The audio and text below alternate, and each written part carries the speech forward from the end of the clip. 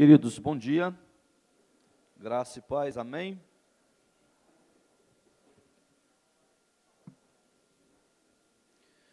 Bem, inicialmente o Pedro tinha me pedido para compartilhar com vocês em dois momentos, mas alguns dias atrás ele me ligou e pediu para que nessa oportunidade aqui pela manhã, eu pudesse trazer uma palavra um pouco mais pastoral, uma palavra mais devocional, e eu fiquei esses dias pensando sobre o que compartilhar, e eu tinha muitas possibilidades, mas eu quero compartilhar sobre a graça de Deus com vocês, e eu explico algumas razões. Primeiro, porque é de fato a principal doutrina do Novo Testamento. Gente, a principal doutrina bíblica é a graça de Deus. Segundo é que a teologia da graça, a doutrina da graça, ela tem feito parte de uma ênfase muito considerável em todo o meu ministério. Então, assim, eu tenho tentado me conduzir ministerialmente falando a partir de uma ótica teológica sobre a graça. Então, é uma ênfase que eu tenho dado muito por onde eu tenho passado, especialmente nos meus dois últimos ministérios, no Maranhão e agora em Goiânia. Parte também sobre essa doutrina, eu vim há muitos anos ministrando sobre graça, muito pelo desuso dela.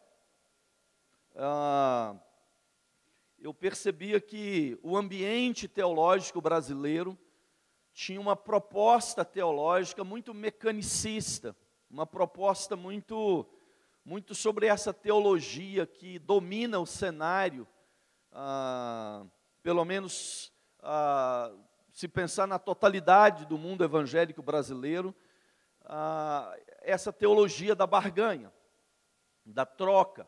Então isso é muito forte no Brasil. E a doutrina para combater essa teologia é a teologia da graça. E então parte daquilo que eu usava e venho usando muito falar sobre graça é pelo desuso nos púlpitos brasileiros, como sendo a principal doutrina. Parte do segmento brasileiro não usa a doutrina da graça porque essa doutrina é libertadora. Porque se você cativa pessoas a partir da barganha, da troca, a partir do mérito, do toma lá da cá, se essas pessoas entenderem a graça, nunca mais elas voltarão àquilo ou àquele lugar. Mas eu confesso que, de um tempo para cá, as minhas reflexões sobre a graça de Deus agora é pelo uso inadequado. Porque parte da igreja brasileira não reflete nada sobre graça, porque não pode falar sobre a graça, porque senão ela vai libertar as pessoas. Mas eu diria que de maneira mais recente, de alguns anos para cá, o uso também do tema da graça, ele talvez está indo para aquilo que nós poderíamos chamar de os abusos da graça. Em Goiânia, recentemente, abriu uma igreja com uma proposta muito universalista. Hoje à noite eu vou dar uma pincelada sobre o universalismo, enquanto uma teologia, ideologia e filosofia anticristã. Mas o universalismo começou a entrar nas nossas igrejas. E o universalismo é uma proposta em que se tira de cena o pecado, tira de cena o inferno, e está tudo certo. É uma proposta muito inclusiva, venha do jeito que você está, continue do jeito que você é, e está tudo ok. Não precisa mudar de vida, seja o que você é, e Deus te ama desse jeito, nada dá inferno, esquece isso. Uma proposta extraordinária, especialmente para a juventude. sabe? Você continua tocando a sua vida, você pode viver numa boa com a sua namorada e ter relação sexual com ela, isso não é problema. Você sai da igreja e vai para a balada, você pode beber, você pode, enfim, não tem nada conta, nada por nada. E a teologia que é usada no universalismo é a teologia da graça. Um tempo desses comprei um livro, eu não gosto nem de citar esse autor, porque ele é tão convincente, eu tenho até medo de citar, o indivíduo for lá e olhar e ficar mais convencido do que ele fala do que eu estou falando. Eu comprei um livro dele chamado O Amor Vence, de um autor americano chamado Rob Bell, e é o pastor, eu diria, mais pós-moderno do mundo, para mim, na minha concepção, é o Rob Bell. O Rob Bell, esse livro, O Amor Vence, é uma proposta universalista. E para ele é como um Deus de amor, como um Deus da graça vai mandar alguém para o inferno, gente. Não faz sentido isso.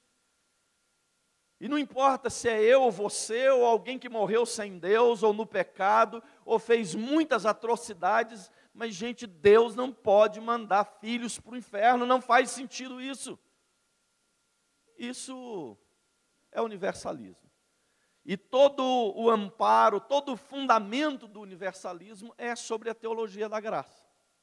Então, essa teologia, ela fica sempre perambulando na minha mente, sempre muito pulsante, porque, por um lado, tem o desuso, mas agora o uso da teologia da graça será um uso para engano também. Então, em Goiânia, a gente tem uma igreja agora lá, pós-moderna, universalista, e que ela, em pouco tempo, né, Paulinho? Assim, lotou aquela igreja, mas, gente, lota mesmo. Hein? Uma igreja sem barreiras, sem portas, sem parâmetros, cujo único parâmetro é o amor. Mas o parâmetro do amor, meus queridos, é a verdade. Porque se o parâmetro do amor não é verdade, é apenas um sentimento promíscuo que se sente uns pelos outros. E eu ouvi um tempo atrás, em Goiânia também, de uma outra igreja que ela prega o seguinte, é muito parecido com isso, que é o seguinte, olha, você é crente, você tem Jesus, você está salvo. Então, se você tiver com qualquer prática pecaminosa, não esquente a cabeça não. Isso não dá inferno, isso só dá o que eles chamam de dano da segunda morte. Você vai morrer, você não vai para o inferno. Acho que é uma espécie de purgatório evangélico que eles criaram. E assim, gente, é tipo, olha, você vai morrer, você não vai ser condenado. Você tem Jesus, você está salvo. Mas se você está roubando, prostituindo, se você está fazendo qualquer coisa com o seu corpo, com sua vida, seja no campo ético, seja na sua vida espiritual, qualquer coisa, não importa isso. Isso só vai te dar um prejuízo pós-morte, mas não inferno. Então, agora, esse uso inadequado da graça vai nos colocar como sendo talvez uma das coisas mais perigosas com que nós tenhamos que lidar. Que é lidar com essa sofisticação do universalismo. Porque o desuso da graça, essa teologia da barganha, ela é escrachada, é poder por poder, dinheiro por dinheiro, é a teologia do Balaão. Se é para fazer dinheiro, a gente prega inverdades e por aí vai, e ninguém está nem aí preocupado com isso. Você não ouve nem a palavra graça. Mas agora o uso da graça na boca do universalismo é uma teologia perigosíssima. Eu queria fazer uma reflexão, eu quero ler um texto com vocês, eu não sei se a projeção vai ajudar muito aqui. Um texto de Lucas, capítulo 15, se você tiver sua Bíblia, abra lá, se não tiver, acompanhe o texto, diz assim, continuou. Certo homem tinha 2 filhos. O mais moço deles disse ao pai, pai, dá-me a parte dos bens que me cabe, e ele lhes repartiu os haveres. Passados não muitos dias, o filho mais moço, ajuntando tudo que era seu, partiu para uma terra distante e lá dissipou todos os seus bens, vivendo dissolutamente. Depois de ter consumido tudo, sobreveio àquele país uma grande fome e ele começou a passar necessidade. Então ele se foi e agregou a um dos cidadãos daquela terra, e este o mandou para os seus campos a guardar porcos.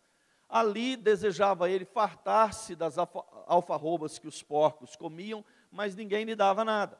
Então, caindo em si, disse: quantos trabalhadores de meu pai têm pão com fartura, e eu aqui morro de fome?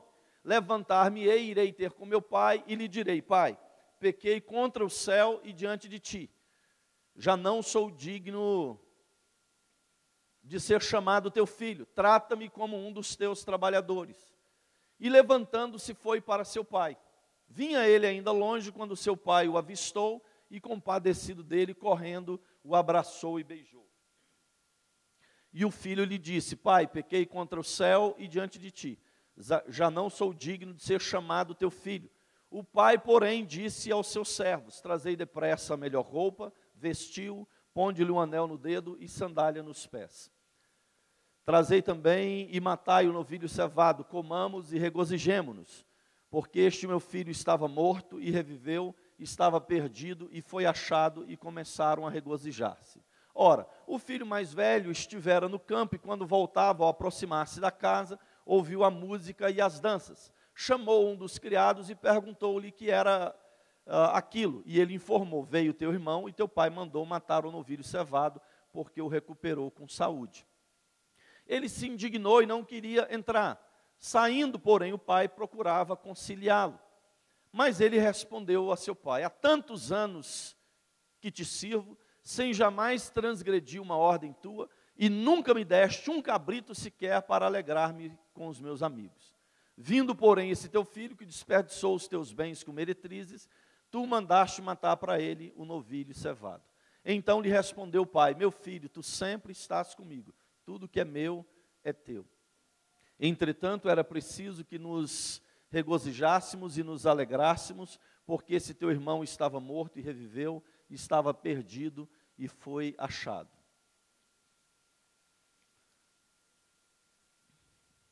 Queridos, a palavra graça, que é a palavra grega charis, ela, que é favor, amabilidade, ela é empregada 155 vezes no Novo Testamento. E um detalhe interessante é que essa palavra, a palavra charis, ela nunca foi pronunciada por Jesus. Jesus nunca disse essa palavra. E a despeito de nunca ter pronunciado essa palavra, Jesus enxerga um mundo banhado pela graça de Deus. Sabe, as parábolas de Jesus estavam encharcadas da graça. Essa parábola, para mim, do filho pródigo, é uma parábola eminentemente para falar sobre a graça de Deus. E Jesus, ele certa vez disse que o sol nasce sobre os bons e os maus, a chuva vem sobre justos e injustos. E quando nós falamos de graça universal, essa graça, gente, ela é uma graça para todo mundo, sabe, não é graça para alguns. Então, quando a gente está falando de graça, ela alcança o bom e o mal, o justo e o injusto, entende?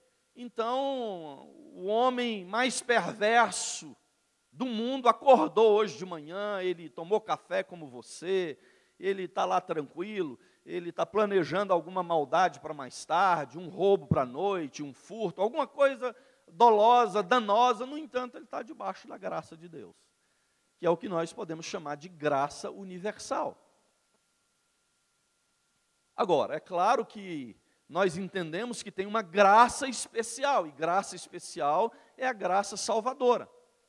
Entende? Mas quando se trata dessa graça universal, ela é incondicional e ela não é uma graça que é para um segmento.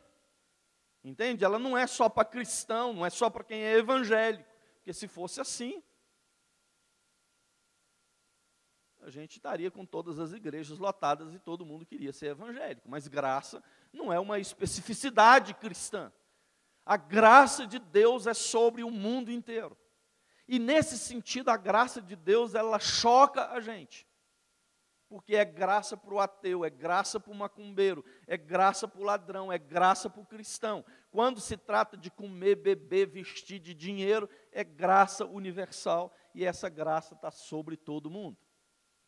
E o legado, gente, único, eu disse para vocês, do cristianismo para a humanidade é a graça de Deus.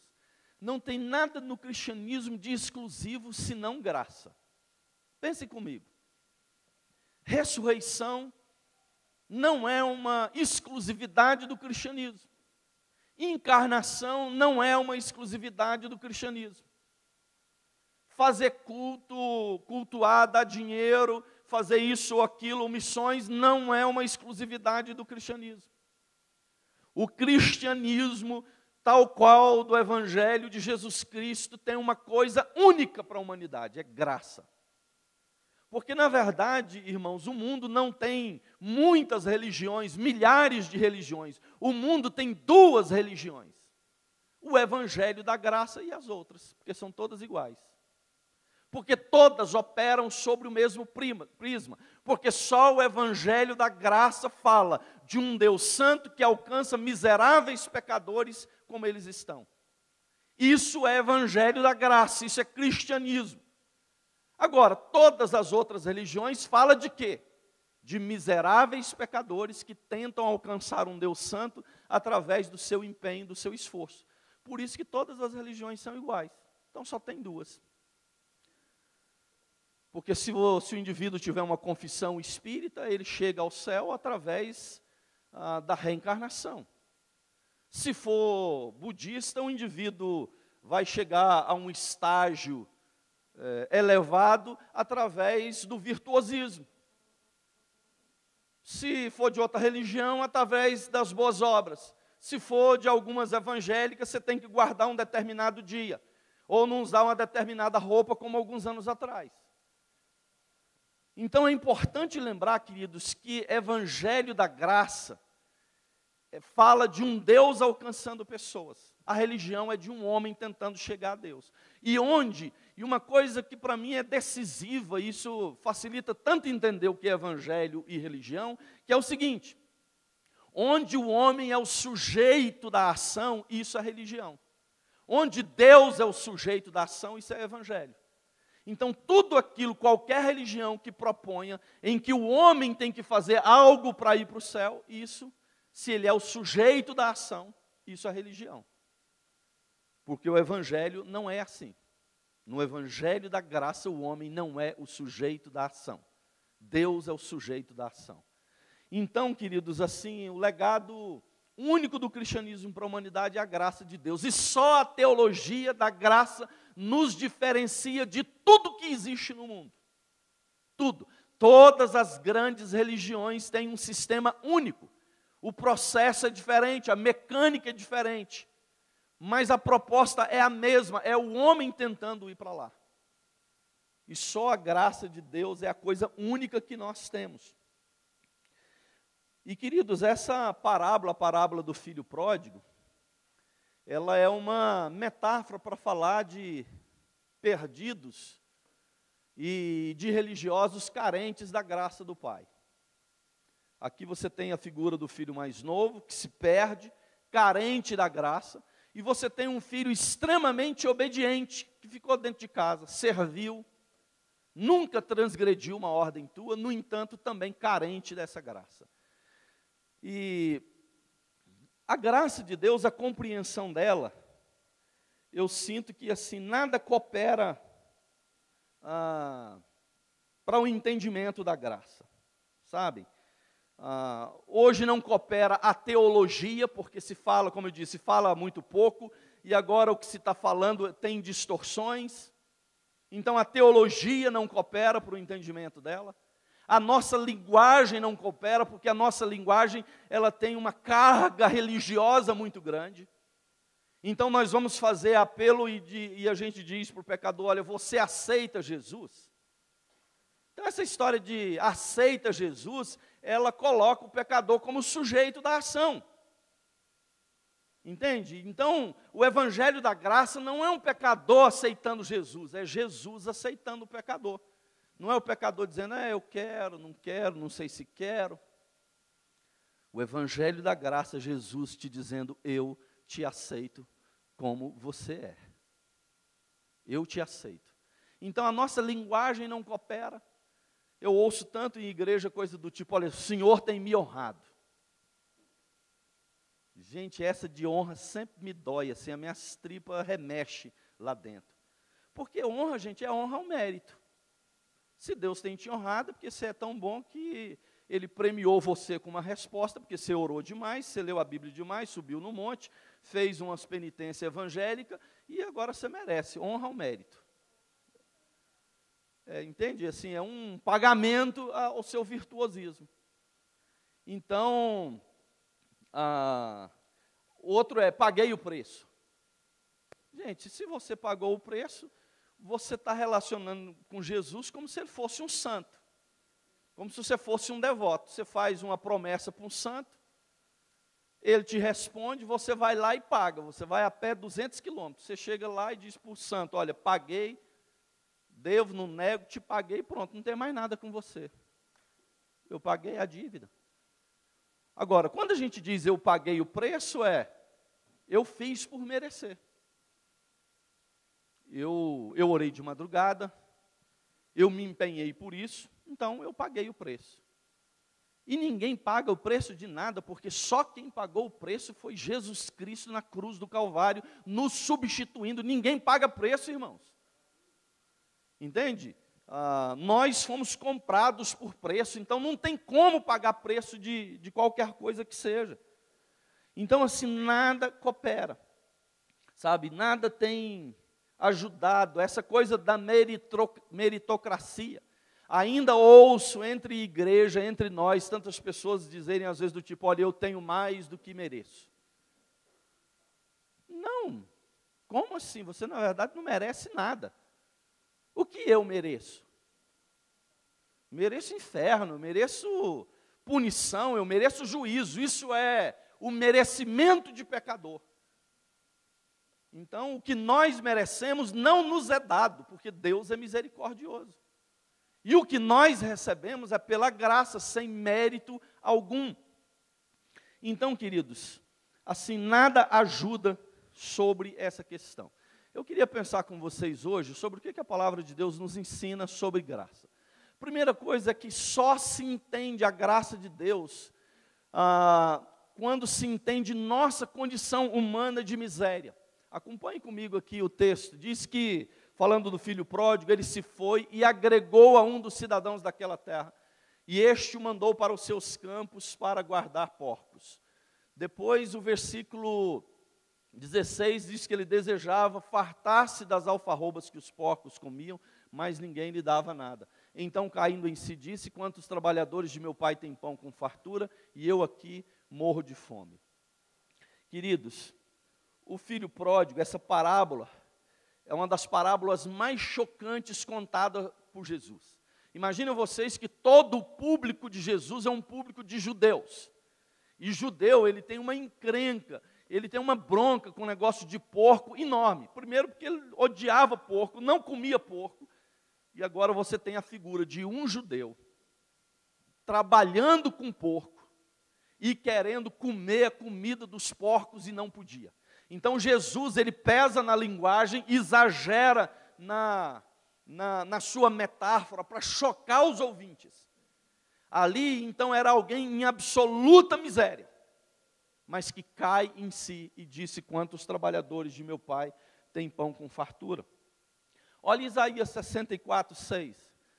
Mas todos nós somos como o imundo, e todas as nossas justiças como trapo da imundícia. Todos nós murchamos como a folha, e as nossas iniquidades como o vento que nos arrebatam. Romanos 3, 10 a 12, como está escrito, não há justo nenhum sequer, não há quem entenda, não há quem busque a Deus, todos se extraviaram, a uma se fizeram inúteis, não há quem faça o bem, não há nenhum sequer.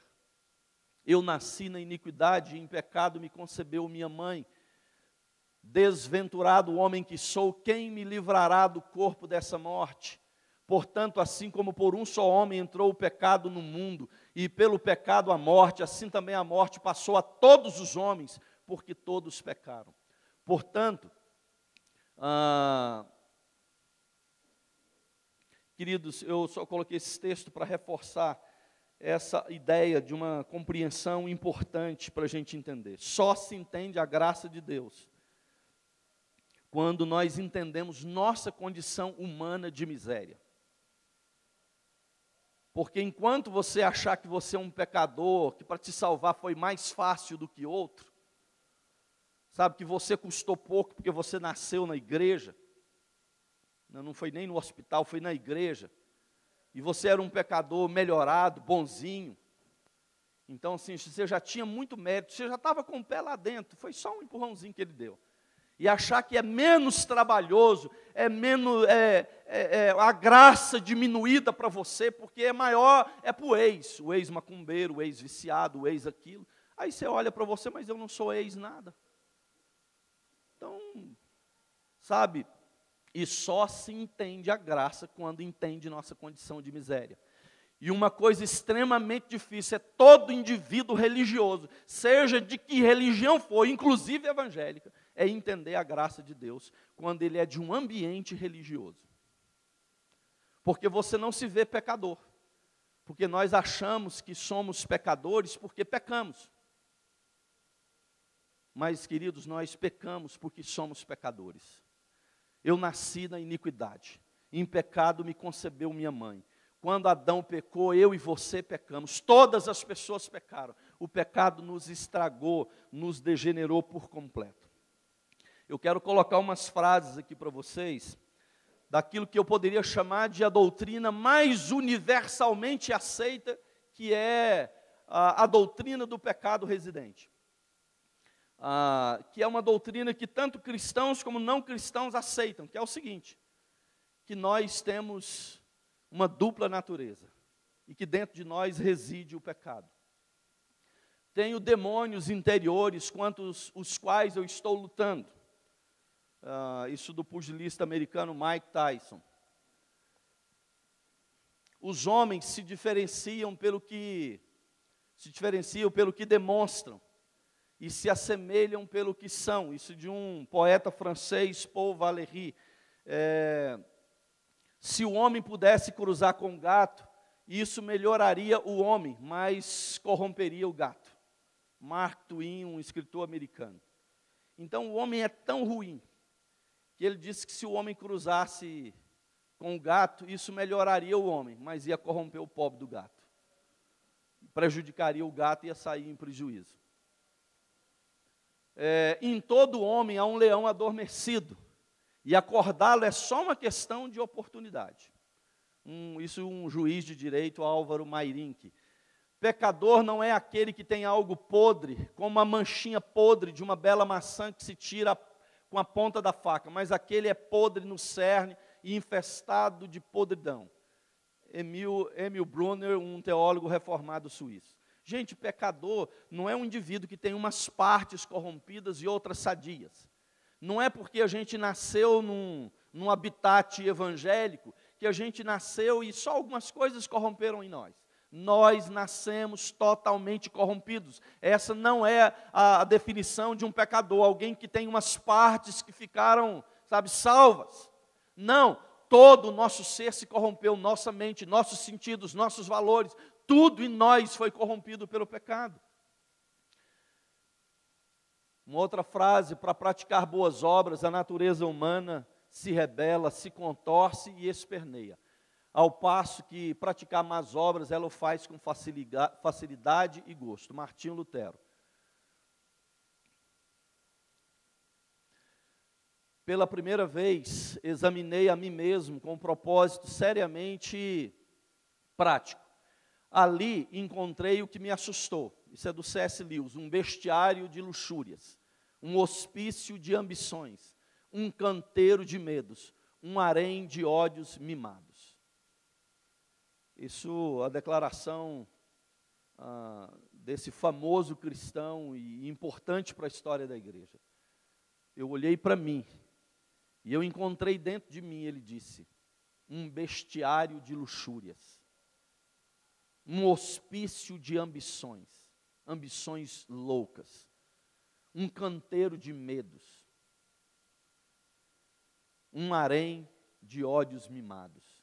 Ele diz, é isso que eu encontrei dentro de mim. O coração humano de João Calvino tem tantos recônditos de vaidade, tantos esconderijos do engano, é tão encoberto de fraude e hipocrisia que frequentemente engana a si mesmo. Isso é a vida humana. Em nosso íntimo somos todos igualmente miseráveis. Paul Tournier, um psiquiatra suíço, a doutrina do pecado original, queridos, nos diz que nós não somos pecadores porque pecamos, mas pecamos porque somos pecadores, nascidos com uma natureza escravizada ao pecado. Nenhuma parte do nosso ser está isenta do pecado. Bíblia de Genebra. Queridos, só se entende a graça de Deus quando nós entendemos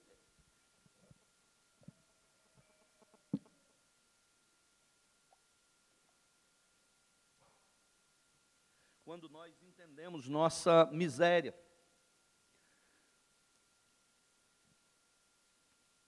Nós somos e nascemos no pecado.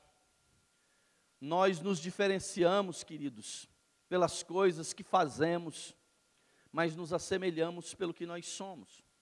Entre você e o ladrão da cruz, qual é a diferença? Era mais difícil salvar o ladrão ou salvar você? Porque talvez você diga e pense, olha, mas eu nunca roubei, eu nunca matei. O ladrão possivelmente estava ali obviamente, por um crime, por um delito, por algo doloso. E então, assim, mas eu nunca matei, nunca roubei, nunca fiz nenhuma dessas coisas. Mas, irmãos, nós nos diferenciamos do ladrão da cruz. Talvez por não ter roubado ou matado. Mas nós nos assemelhamos àquele ladrão porque ele é filho de Adão e nós também. Do mesmo jeito. Entende? Só que nós, quando olhamos para essas pessoas, nós achamos do tipo, olha, para eles é muito mais graça, é muito mais amor, a salvação é muito mais difícil, mas eu não, eu nem dei trabalho. Porque eu sou um pecador muito bonzinho. Mas isso não existe. E a grande dificuldade da mente religiosa é admitir a miséria. A grande dificuldade da mente que se adaptou ao conceito religioso é entender essa maldade original. Agora nós somos pecadores, é claro, redimidos pela graça de Deus, transformados pelo Espírito Santo, mas ainda assim continuamos com duas naturezas. E ainda assim somos limitados e falíveis e continuamos dependendo da graça de Deus. E você só chegará ao céu por causa da graça de Deus. Não será empenho nem mérito. Se não for graça, a gente não vai chegar lá. Eu às vezes olho para mim mesmo, para pessoas em família, na igreja e falo, meu Deus, como Deus aguenta esse povo? Como é que Deus me suporta? Como é que Deus chama esse tipo de gente? Como é que esse povo vai parar no céu? Vai parar no céu por causa da graça de Deus, exclusivamente. Que se não for a graça, você não chega lá. Apenas por mérito, apenas por empenho humano, isso não vai dar certo. Segunda coisa, queridos, importante para a gente entender sobre a graça, é que a graça de Deus, ela é primeira, sabe, ela vem antes de todas as virtudes.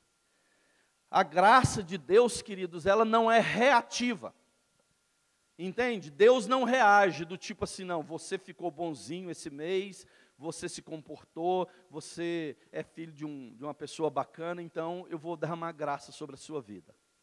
A graça não é assim, ela vem antes disso. A graça é primeira.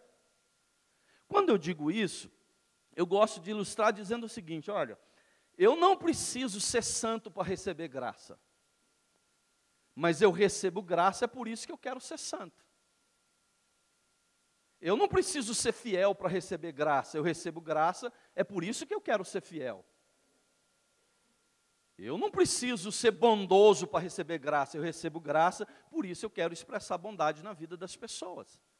A graça vem antes da virtude. Não é a virtude que produz a graça, não é a minha justiça, a minha bondade, não é, não é minha obediência, não é minha fé, não é minha fidelidade, não é minha santidade que produz a graça. É a graça que produz a virtude. Eu não preciso orar bem para receber graça. Eu recebo graça e por isso que eu quero orar. Eu não preciso ler a Bíblia para receber a graça. Eu recebo a graça e é tanta graça que eu quero mergulhar nas Escrituras para conhecer esse Pai da graça. O que eu quero dizer com isso? Eu quero dizer, queridos, é que a graça é que gera a virtude em mim. Obediência, fidelidade, santidade, não é autoprodução. O que é nascido da carne é carne, o que é nascido do Espírito é Espírito. Nada que começa no homem termina em Deus. O que é nascido da carne é carne, o que é nascido do Espírito é de Espírito. Entende? Aquilo que começa em Deus, termina em Deus. Salvação não começa no homem para terminar em Deus. Ela começa em Jesus e termina em Jesus. Eu sou o alfa e o ômega, o primeiro e o último, o princípio e o fim. Salvação não começa em mim. Então, a virtude, as minhas virtudes não produz graça. Porque aí entrava na teologia moral de causa e efeito. Eu sou bom, eu sou fiel, eu sou obediente, eu oro, por isso Deus está me abençoando tanto. Então, se é assim, isso não é graça, é pagamento. Aí deixou de ser graça. Então, não é a graça, a virtude minha que produz a graça de Deus. É a graça de Deus que operando em mim produz a virtude. Porquanto a graça de Deus, Tito 2,11, porquanto a graça de Deus se manifestou salvadora a todos os homens, para que, renegadas as paixões e impiedades desse mundo, vivamos no presente século, de maneira sensata, justa e piedosa. Entende? Não é a minha virtude, não é o meu virtuosismo que desperta em Deus do tipo, olha, mas o pastor, mas o fulano, o ciclano, ele está tão virtuoso, então eu vou derramar graça sobre ele. Não é. A graça vem antes disso. Não é isso que produziu a graça, é a graça que produziu a virtude na sua vida. A graça derramada sobre mim, me regenerando, me transformando. E as virtudes que em mim são formadas e produzidas, são produzidas por obra da graça. Eu não consigo, irmãos, produzir santidade. Você consegue produzir santidade? Você consegue produzir bondade sendo mal? Você consegue produzir fidelidade sendo infiel? Não! Todas as virtudes são calcadas, fundamentadas em nós, geradas e produzidas e nascidas de Deus e de obra da graça e do Espírito Santo.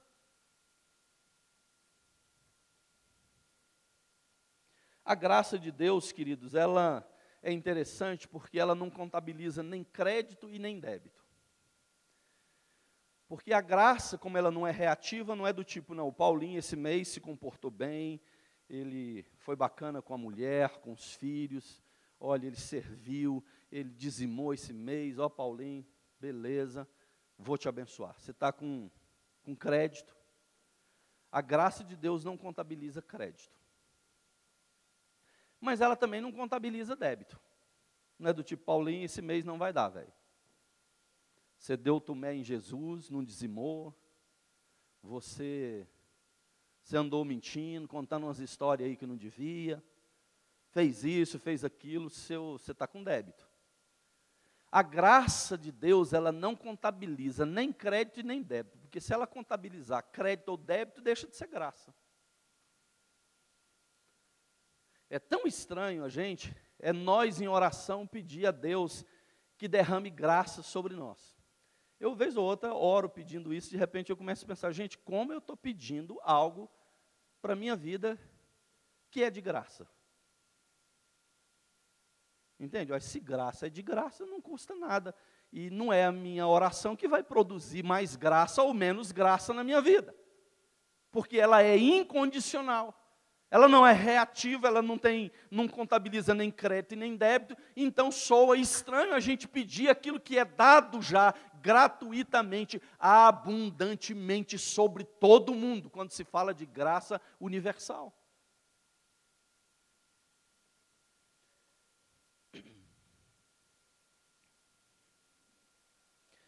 Em terceiro lugar, um entendimento importante que a gente entende na palavra de Deus sobre graça, queridos, é que as virtudes cristãs não produzem méritos, elas são canais por onde a graça de Deus flui. Versículo 29, o filho mais velho responde ao pai: há tantos anos que te sirvo, sem jamais transgredir uma ordem tua, e nunca me deste um cabrito sequer para alegrar-me com os meus amigos. Queridos, esse menino que ficou em casa, muito obediente, eu chamo esse rapaz aqui dessa parábola, muito crente ele, de o filho que todo pai gostaria de ter. Mas não é nem possível. Porque esse menino disse para o pai: pai, eu nunca desobedeci o Senhor. Nunca transgredi uma ordem tua sequer. Já imaginou o que é isso? Que filho é esse? Mas sabe, queridos, esse menino, ele era religioso, a mente dele era religiosa. E ele tinha um entendimento seguinte: eu fui virtuoso, obediente a vida inteira. Se eu sou obediente, eu merecia ter ganhado do meu pai alguma coisa. Eu nunca transgredi uma ordem tua, e o Senhor nunca me pagou. Nunca me deste um cabrito sequer. E ele percebe que tem uma lógica aqui estranha para ele, ele está dizendo: pai, o Senhor não me deu um cabrito para eu assar com uma meia dúzia de amigos. Mas vindo esse teu filho que desperdiçou os teus bens com meretriz, o pai manda matar, não é um cabrito, o pai manda matar um boi gordo.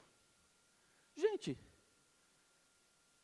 a graça bagunçou tudo aqui esse negócio. Porque para ele era: se eu servir o meu pai austeramente, servilmente, de maneira tão obediente, eu tinha que ter ganhado o cabrito.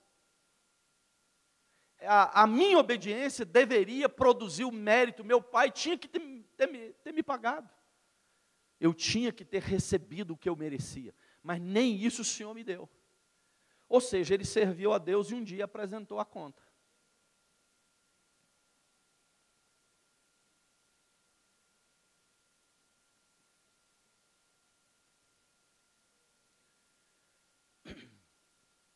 E tem pessoas que doam as coisas, dão as coisas, e um dia ele aparece com a conta para você.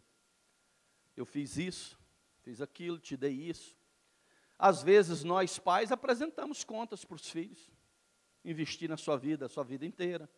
Eu fiz isso, fiz aquilo, não fui isso, não fui aquilo. Você teve isso, mais aquilo. Filhos apresentam as contas para os pais. Mas esse é um espírito, eu diria, acentuadamente religioso. Mas as virtudes cristãs, queridos, como eu dizia também anteriormente, elas não produzem méritos, mas elas são o canal por onde a graça de Deus flui. Aí eu volto: se eu digo para vocês, eu não preciso ser santo para receber graça, mas eu recebo graça, por isso é que eu quero ser santo, e aí você pode pensar: então, se eu não preciso ser santo para receber graça, se eu não preciso ser fiel para receber graça, se eu não preciso ser obediente para receber graça, então eu não vou ser nada disso. Porque a graça vai ser derramada do mesmo jeito. E aí? E aí, eu quero que você preste bastante atenção nisso, para você não distorcer nada do que eu estou falando e nem sair com seu juízo perturbado. É que virtude, irmãos, ela não produz mérito, mas é um canal por onde a graça de Deus flui. Eu vi o pessoal comentando aqui, lá do seminário, eles leram a Bíblia toda rapidamente. Um dia, se você tiver essa experiência de ler a Bíblia aí em 20, 30 dias, só você vai perceber o seguinte: o ensino mais coincidente da Bíblia, macro da Bíblia, de Gênesis a Apocalipse, quando você lê ela assim, em um tempo muito curto, é obediência. É o tema central da Bíblia. E obediência, em toda a Escritura, ela é apresentada como algo gerador de bênção.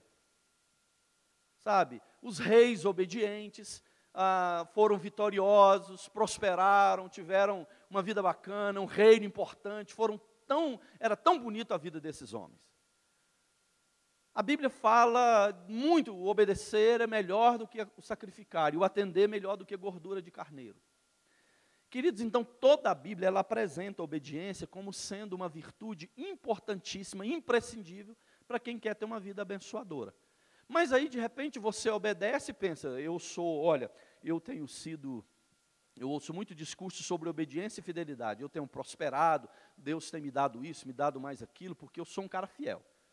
Eu dizimo todo mês, eu oferto ao Senhor, por isso Deus tem me honrado. E aí eu estou prosperando. Então esse indivíduo entendeu que a virtude, ela é meritória. Que o fato de obedecer, o fato de ser fiel, o fato de ser santo, que o torna merecedor de bênçãos divinas. Isso é um engano. A Bíblia estabelece mesmo fidelidade como um princípio de prosperidade. A Bíblia fala sobre obediência, toda ela. Nem todo que diz Senhor, Senhor entrará no reino dos céus, mas aquele que faz a vontade do meu Pai. Então veja que a obediência se classifica como um fundamento imprescindível na nossa caminhada cristã. No entanto, querido, quando é apresentado, não é para dizer que você, ao ser fiel, é merecedor.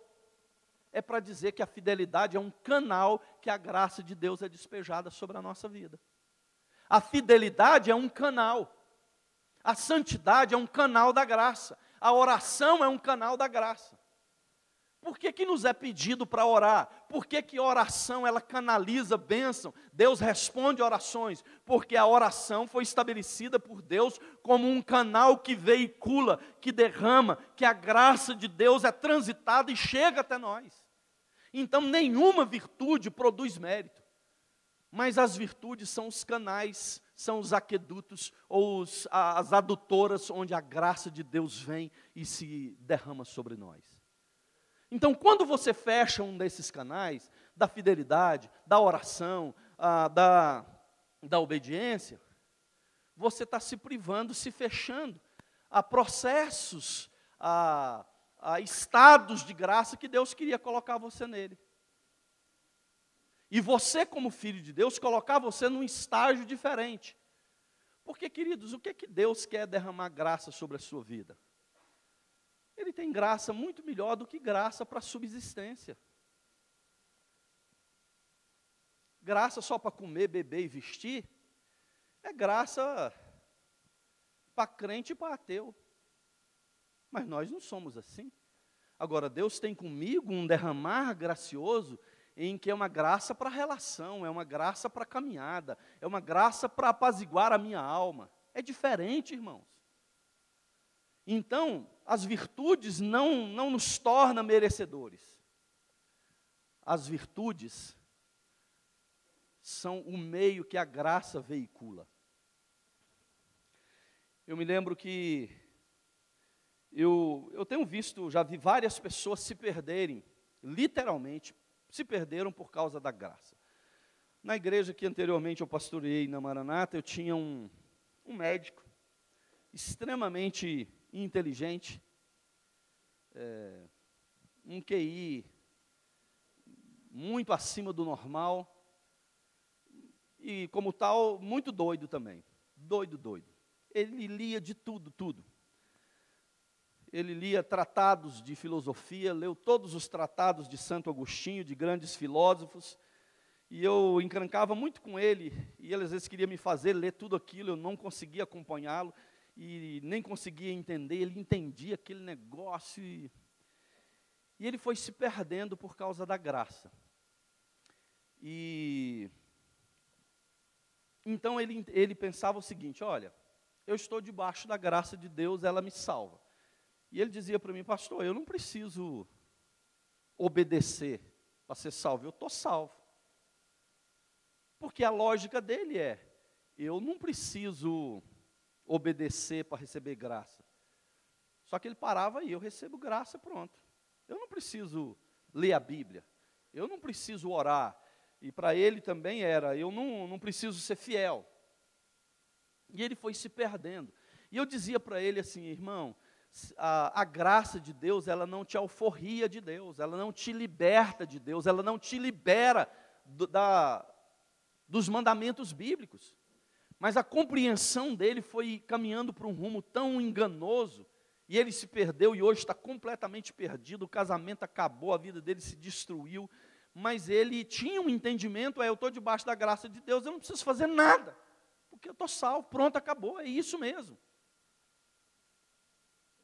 Então eu falava para ele, irmão, a graça não te libera de Deus, a graça não te liberta do próprio Deus, a graça não te alforria para fazer o que você quiser.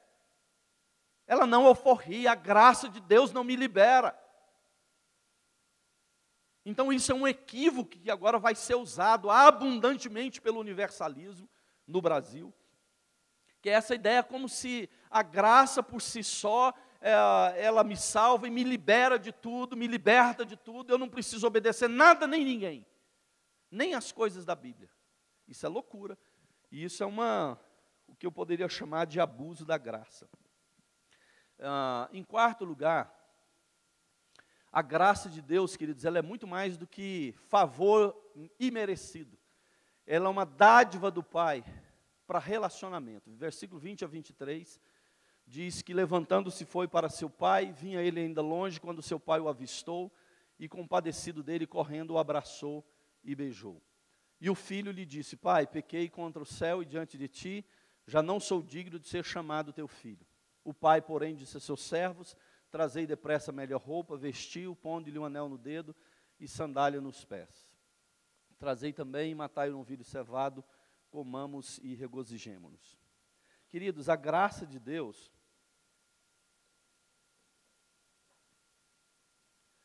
nós nos convencionamos sempre a dizer que graça é favor imerecido. Deixa eu só tentar mostrar para você que graça ela é um pouco mais exagerada ainda. Porque graça, ela não é só falta de mérito. Entende? Graça é demérito, e aí é diferente. A graça não é só imerecimento, é desmerecimento. Não é que eu não mereço ser salvo, eu desmereço a salvação. Por isso a graça ainda é mais profunda do que só favor imerecido. É favor desmerecido. A Bíblia diz em Romanos no capítulo 5 que nós éramos inimigos de Deus. Paulo diz na carta aos Efésios que nós éramos filhos da ira, filhos da desobediência. Nós estávamos mortos, nossa vida se operava, nossa mente, a partir do pecado, do engano que reside em nós. Então, queridos, não é que eu não merecia ser salvo, eu desmerecia. Porque não é que eu sou um objeto passivo diante de Deus. Não, eu sou diante de Deus um pecador ativo, eu era inimigo dele, eu fazia coisas contra Deus. Porque eu não era alguém no ponto morto, alguém passivo, um pecador passivo. Sabe? Não merece inferno ou não merece céu? Não. Nós éramos inimigos de Deus. E graça é muito mais do que favor imerecido. Graça é demérito. E a graça de Deus, queridos, ela é uma dádiva do Pai para relacionamento. Imagine vocês que esse indivíduo aqui volta para Deus, esse filho, o filho pródigo. Ele volta para Deus, ele volta para o pai dele, interessado.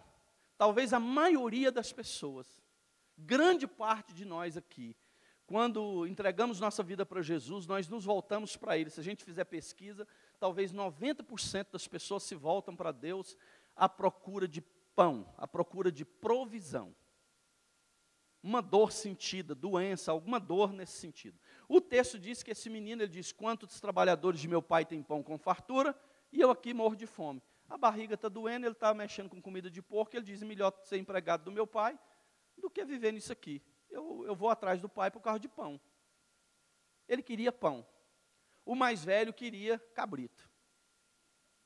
Você vê que está todo mundo querendo de Deus, é pão, é subsistência. Irmãos, é muito baixo, presta atenção nisso, É muito baixo querer de Deus só pão e provisão, porque pão e provisão, Ele dá para todo mundo. A Bíblia diz em Colossenses capítulo 1, eu vou fazer uma heresiazinha básica aqui.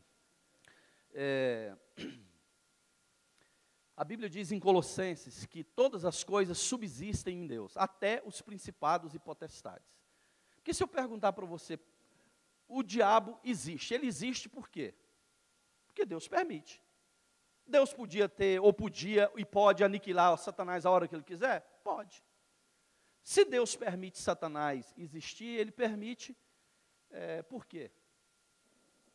Até o diabo, para existir, diz a Bíblia, subsistir, ele subsiste em Deus. A existência dele depende de Deus. Então, quando a gente está relacionando com Deus e a gente está pensando só em pão, provisão, prosperidade, a gente está relacionando com Deus ou dependendo de Deus na mesma medida de Satanás. Na mesma medida do ateu, do profano, do matador, do roubador, do prostituto, de todo tipo de gente ruim que você pensar. Ele precisa de Deus para comer todo dia. E a gente às vezes está relacionando com Deus pensando em pão. Porque aqui os dois filhos estão pensando em pão. Um está passando fome, o outro está em casa, tem comida, mas ele está vendo cabrito o tempo inteiro no pasto, assado, mas não consegue fazer nada. E queridos, a teologia brasileira, ela é extremamente incentivadora desse comportamento. Venha até Jesus, Ele vai te dar isso, você vai prosperar, você vai ter uma casa, você vai ter mais não sei o quê. E as pessoas estão vindo para Jesus convocadas, não por causa da beleza de Jesus Cristo, mas por causa daquilo que Jesus oferece, pão. Satanás, quando foi tentar Jesus, ele tentou Jesus com o quê? A primeira tentação, com pão. O Adão e a Eva, quando estavam lá no paraíso, foram tentados com o quê também? Com pão, com comida. No dia em que dele comer, se vos abrirão os olhos. Porque Satanás aprendeu uma coisa desde a origem. Provisão é uma grande tentação para o ser humano. Então, se vocês querem pão, pão em vocês. E aí a gente agora relaciona com Deus também suplicando pão. Eu preciso de Deus para subsistir, manter minha casa, minha família, meus projetos, meus sonhos. Queridos, isso é graça universal, fica tranquilo, Deus dá para todo mundo. Se você está relacionando com Deus por causa disso, você não precisa. Você não precisa disso ou nem precisa ser crente. Se você é crente só por causa disso, desiste. Desiste, Escolha qualquer outra religião ou até sem religião. Comida, pão, provisão, Deus vai dar para você todos os dias, como Ele dá para todo mundo. Agora, a graça de Deus não é para subsistência. A graça de Deus é uma dádiva do Pai para relacionar. O menino chega, pai, pequei contra o céu e diante de ti, já não sou digno de ser chamado teu filho, trata-me como um dos teus trabalhadores. O pai, queridos, não dá uma resposta a essa infame proposta. O pai, correndo, o abraçou e beijou, e compadecido dele, disse, trazei depressa a melhor roupa, vestiu, pondo-lhe anel no dedo e sandália nos pés, e o pai, ao colocar a aliança, estava dizendo para ele, você continua sendo meu filho, se eu morrer amanhã, você tem, a minha herança é sua. Do mesmo jeito. Entende? O pai queria era relacionamento. O outro mais velho está preocupado com o cabrito que ele não assou, e ele chega e taca aquilo na cara do pai, nunca me deste um cabrito sequer, e o pai mata aquele menino, meu filho, tu sempre está comigo, tudo que é meu é teu. O pai estava dizendo para ele, meu filho, você podia ter comido 1, 2, 10, o rebanho inteiro, era tudo seu, porque ele enxergava um pai suvina, mão de vaca, avarento, e o pai disse para ele, meu filho, é tudo seu. Você já imaginou quanto churrasco aquele menino perdeu? Gente, quanta festa foi perdida. Quanto papo bacana com música e dança foi evitado. Porque diz o texto que eles começaram matou o boi e começaram a comer e a regozijar. Veio o outro chega e ouve música e dança, uma festança. Aquele menino perdeu a vida. Obedientezinho, certinho, mas o coração dele longe do pai, sem compreender o pai amoroso que ele tinha. Você podia ter comido tudo. Todo o rebanho, você podia ter assado o rebanho. E sabe, queridos, graça é uma dádiva para relação, porque Deus, Ele salvou você para ser seu pai, ser filho dEle. Você não é criatura dEle, Ele colocou nele, em você, o seu espírito, e agora você chama Abba, pai, você tem um papai, um pai querido, e Ele chamou você para uma caminhada, para uma jornada, para uma relação. Deus não é uma instituição de caridade. Ele te chamou para comunicar a graça dEle dentro de você, não é só para te dar pão. Fica tranquilo com o negócio do pão. Fica tranquilo com o negócio da faculdade, com o curso, com a casa que você tem que comprar, a noiva que você tem que arrumar, o noivo. Fica tranquilo, Ele vai dar para você. Fica tranquilo. A graça é uma dádiva que Deus dá para aqueles que são salvos, porque a graça de Deus é suficiente para todos, mas ela só é eficiente para quem se rende a essa graça. A Bíblia diz que Deus amou o mundo de tal maneira que deu Jesus, mas o mundo inteiro não vai ser salvo, só vai ser salvo aqueles que se rendem a essa graça.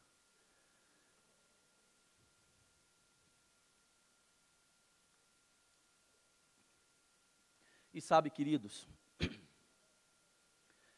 essa parábola, ela não tem fim. Não sei se vocês perceberam.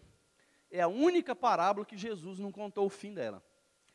E eu acho que aqui Jesus estava fazendo aquele programa Você Decide. Porque Ele não contou o fim dela. Porque o fim era, o menino mais velho entrou ou não entrou? E você que decide se ele entra ou se ele fica de fora. Sabe, queridos, porque... E sabendo a história, esse menino mais velho não entrou. Sabe o que esse menino mais velho fez? Ele chamou outros amigos e matou o pai. Porque quando Jesus está falando desse irmão mais velho, Ele está falando dos religiosos, dos fariseus, dos saduceus. E o que aquela turma fez com Jesus? Matou ele, porque não podia compreender um pai que amasse desse tanto. Então essa parábola... ela é chocante nesse sentido, sabe? E é você que, num dado momento, decide se você entra ou se você fica do lado de fora. Às vezes nós achamos que as pessoas vão para o inferno para pagar pecado. E, queridos, ninguém vai para o inferno para pagar pecado, porque não tem nada para ser pago. Jesus pagou tudo na cruz, não foi isso? Ele levou o escrito de dívida que era contra nós. A graça de Deus foi para todos os homens, não foi para alguns homens. Jesus morreu para o mundo inteiro. Ele perdoou os pecados do mundo inteiro. Então ninguém vai para o inferno para pagar pecado, porque não tem nada para ser pago. A pessoa vai para o inferno porque ele não acreditou no amor do Pai. E quem negar tamanho amor não tem parte com Deus. Porque se não tem nada para ser pago, porque se tivesse coisa para pagar, quem chegasse no inferno chegava de nariz empinado. E ele dizia para o capeta o seguinte: devo, não nego, pago quando puder. Nós temos uma eternidade para acertar as contas, fica tranquilo. Você ainda chegava lá com o pé na porta. Agora não tem mais nada pior do que isso aqui, você já chegava descatitando o Satanás. Mas ninguém vai para o inferno para pagar, porque não tem nada para ser pago. A pessoa vai para o inferno porque negou essa graça, negou esse amor, negou esse convite do Pai de entrar em casa. Porque não quis entrar. Preferiu a amargura, o ódio, o rancor, a vingança, do que ceder a tamanha graça. E, queridos, eu quero... eu tenho mais um pouquinho, mas eu vou terminar porque eu preciso fazer uma reflexão importante, que é o seguinte, eu concluo com isso. Eu estava dizendo para vocês inicialmente que esse tema, ele é sempre muito pulsante para mim, primeiro pelo desuso, mas também agora pelo mau uso. E deixa eu dizer para vocês uma coisa, a graça de Deus, ela não isenta disciplina. Sabe, a graça de Deus, Deus é tão gracioso, tanto quanto Ele é justiça. A graça não é maior do que a justiça, e nem a justiça maior do que a graça. E a Bíblia diz que Deus disciplina quem Ele ama. Então, quando Deus me disciplina, Ele está dizendo que Ele é gracioso comigo. Porque eu estou num caminho errado, e Ele me dá uma taca e me volta para o caminho certo. Então, não aposte nessa ideia dessa graça alforriadora. A graça é para nos libertar, não é para nos alforriar de Deus, nos alforriar da Bíblia, nem dos imperativos bíblicos. A graça de Deus não me alforria da obediência, da fidelidade, da santidade, do compromisso com a oração, com as Escrituras, com o serviço. Essas virtudes não produzem graça, é a graça que produz a virtude. Mas apesar disso, eu preciso entender que a graça de Deus, ela tem no seu pacote o vislumbre da disciplina. Porque se Deus te ama, Ele vai te disciplinar quando você estiver errado. Deixar de te amar, Ele não vai deixar nunca. A graça é perigosa, queridos. Ela é muito perigosa. Porque ela é escandalosa. A graça é um escândalo. Como Jesus salvou aquele pecador lá na cruz? Às vezes, meu instinto religioso tem horas que me faz pensar como pôde salvar aquele cabra safado. Pô, irmãos, o cara está morrendo, vai faltar alguns minutos para morrer. Hoje mesmo tu estarás comigo no paraíso. Não serviu, não frequentou escola dominical, não fez curso de batismo, não saiu para evangelizar, não foi em hospital, não foi em presídio, não fez nada. No último minuto, irmãos, ele foi salvo. É escandaloso. A graça de Deus é para chocar a gente. Deus salva umas tranqueiras que eu fico chocado. Eu não salvava. Eu tacava era um raio na cabeça dele para punir ele. Pecador tem que ser punido, não é não? Então, queridos, mas a graça de Deus, ela não é antidisciplina, ela não é anti-justiça, ela não é oposta à justiça de Deus. Então entenda o seguinte, se você é filho de Deus e Ele estiver te dando uma taca nesse momento, aleluia, glória a Deus, levante as mãos para o céu, você pode dizer, eu sou filho de Deus, por isso Ele está me disciplinando. Porque se Ele te esquecer, você é bastardo. Então, não entenda esse negócio do tipo, eu estou debaixo da graça, tudo é graça, eu vou viver no pecado e ainda assim vou ser salvo. Talvez você nunca entendeu a graça e você está usando a graça apenas como um conceito teológico para se salvar, mas ninguém se salva. Porque salvação não é só autocompreensão.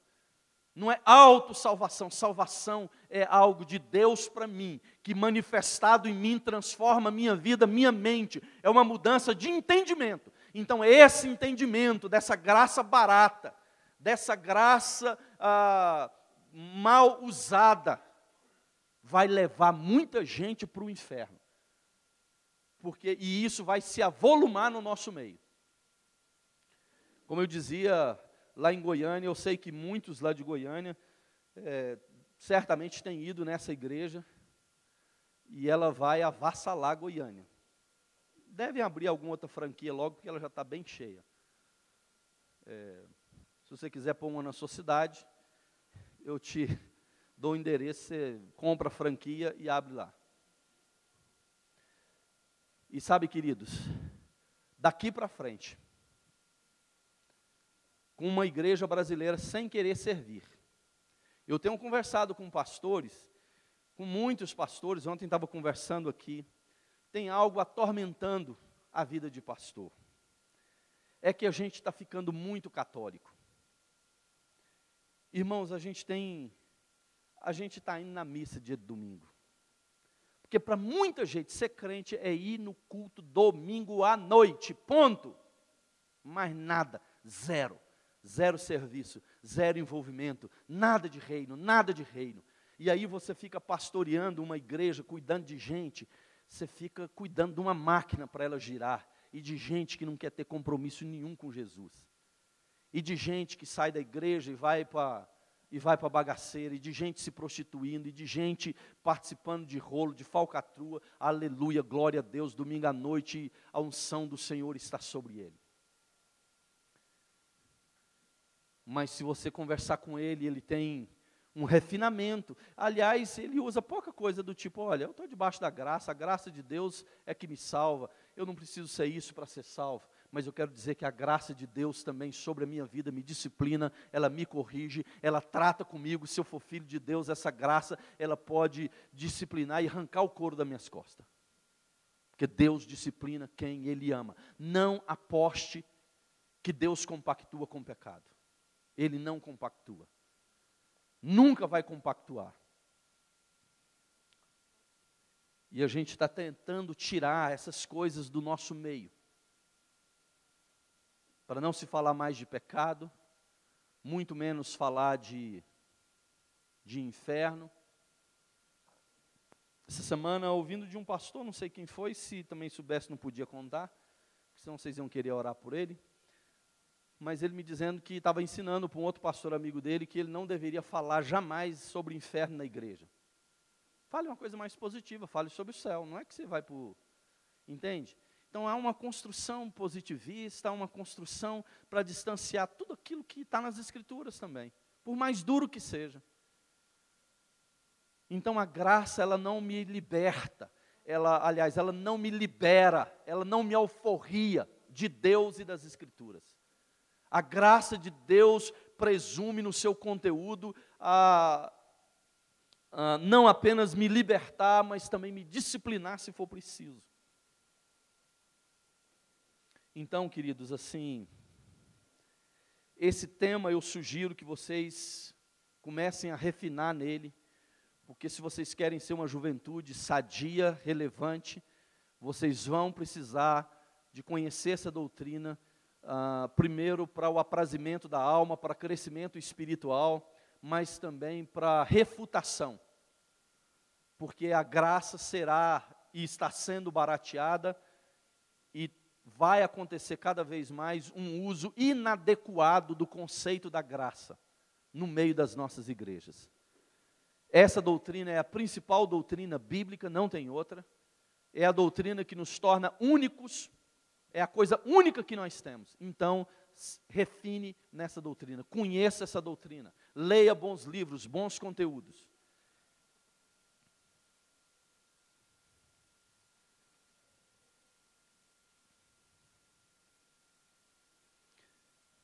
E esse é um grande desafio para nós como igreja. Se num segmento da igreja evangélica, a doutrina da graça vai continuar sendo esquecida e relegada a planos secundários, mas nós vamos conviver agora no Brasil muito mais forte, isso está se adensando, com o uso indevido da graça, com o uso abusivo da graça e um uso barateado da graça, graça barata. Graça que me salva sem comprometimento, graça que me salva sem obediência, graça que me salva sem santidade, sem nada, me salva. Aliás, salva todo mundo.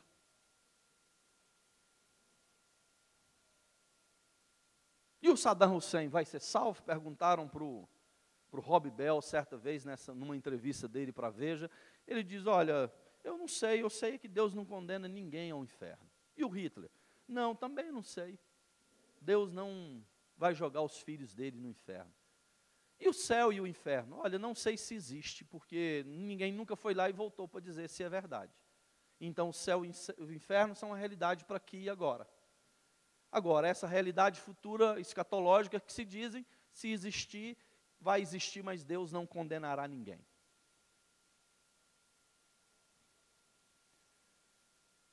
E o mais interessante dessa doutrina, desse conceito, queridos, eu encerro com isso, é que, do ponto de vista conceitual teológico, nenhum de nós aqui aceita isso como teologia. Aliás, eu diria que nenhum segmento da igreja evangélica brasileira aceitaria universalismo. Se a gente pregar universalismo no púlpito, leva pau. Mas é interessante, tem uma coisa estranha sobre isso, eu tenho compartilhado com algumas pessoas, é que apesar da gente não aceitar o conceito, mas a gente aceita a prática. Eu já tenho estudado isso sobre alguns movimentos da história, se tem prática antes de teoria. O universalismo que está se implantando na igreja brasileira tem prática antes da teoria. É claro, existe a teoria, mas a gente não aceita. Mas a gente não aceita a teoria, mas vive na prática como se a relação com Deus fosse descompromissada. Eu vou à igreja dia de domingo à noite, mas do mesmo jeito eu acendo uma vela para Deus e uma para o diabo, do mesmo jeito. Eu vou para a igreja e vou para a boate, e isso é a mesma coisa. Eu vou para o culto ou vou para uma festa de carnaval no meio da rua, é a mesma coisa. Eu sirvo as coisas de Deus, aliás, servir eu frequento um culto, e eu vou ser salvo porque Deus não condena ninguém. Mas hoje as igrejas, o povo se comporta como se fosse universalista. Ou tipo, Deus não aceita tudo, pode tudo, tudo vale, tudo tá bom. Mas não aceita teoria. Um movimento estranho. Prática, realizar algo, se comportar de um jeito, sem ter uma teoria como embasamento. E você rechaça a teoria. É o que a gente está vivendo. Queridos, Deus abençoe vocês. Que Deus nos ajude a crescer na graça. Que Deus cure os nossos olhos, nossos dedos, nossas mãos, nosso olhar com a graça dEle. Que Deus nos sare e que você cresça nisso. A Bíblia diz, antes crescei na graça e no conhecimento. Cresçam na graça de Jesus, no entendimento, aqui. Cresça nessa graça que apazigua a sua alma. Deus abençoe, Paulinho.